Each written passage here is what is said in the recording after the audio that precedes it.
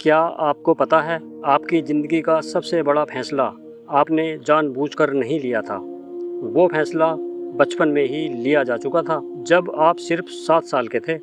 और सच्चाई ये है कि आप आज भी उसी स्क्रिप्ट के हिसाब से जी रहे हो। मतलब आप जैसा सोचते हो, जिस चीज़ से डरते हो और जहाँ बार-बार फेल होते हो, ये सब अचानक नहीं हो रहा।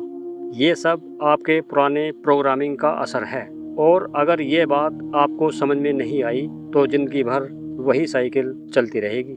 और इसी वजह से आप खुद को बदलना चाहते हुए भी बदल नहीं पाते। आप बदलना चाहते हो, नई आदतें शुरू करना चाहते हो, लेकिन कुछ ही दिनों बाद फिर वही ओवरथिंकिंग, वही डर, वही खुद पर शक करना शुरू हो जाता है। और तब आप खुद से पूछते हो, मुझसे ही क्यों नहीं हो पाता? क्योंकि ये आपकी गलती नहीं है, ये आपके दिमाग की छुपी हुई बचपन की प्रोग्रामिंग है।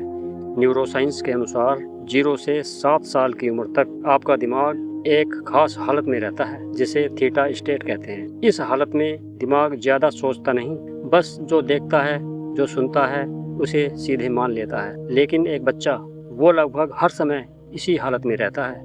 उस समय उसके दिमाग में कोई फिल्टर नहीं होता, वो सही गलत नहीं समझ पाता, बस सब कुछ मान लेता है। मतलब वो जो भी देखता है, जो भी सुनता है, सब कुछ उसके दिमाग के अंदर गहराई में बैठ जाता है। यानी बचपन में ही आपके सोचने का तरीका तय हो जाता है। मान लो एक बच्चा जिसने बचपन से बार बार सुना पैसे कमाना मुश्किल है, अब जब वो बड़ा होगा तो क्या करेगा?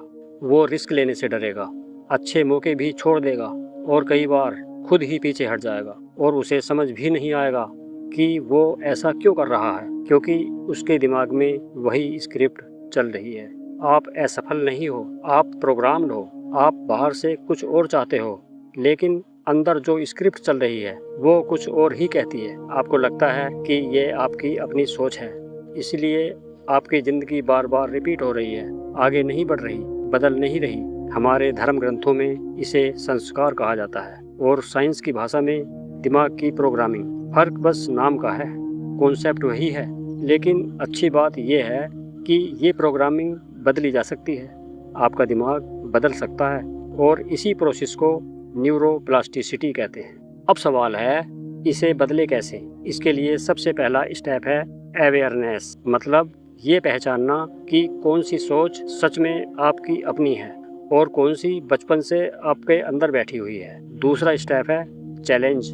खुद से पूछो, क्या ये सच में सच है या बस मैंने इसे मान लिया है क्योंकि मैं हमेशा से ऐसा सुनता आया हूँ। तीसरा स्टेप है रीप्रोग्रामिंग, यानी अपनी नई सोच बनानी है, नए बिलीफ्स बार बार दोहराने हैं, उन्हें इमेजिन करना है और सबसे ज़रूरी उन्हें फील करना है। क्योंकि आपका सबकॉन्शियस लॉजिक से नहीं, इमोशन से बदलता है। आपकी ज़िंदगी की स्क्रिप्ट पहले ही लिखी जा चुकी थी, लेकिन पेन अभी भी आपके हाथ में है। सवाल ये नहीं कि आपके साथ क्या हुआ, सवाल ये है कि क्या आप नई कहानी लिखने की हिम्मत रखते हो या फिर वही पुरानी स्क्रिप्ट दोहराते रहोगे।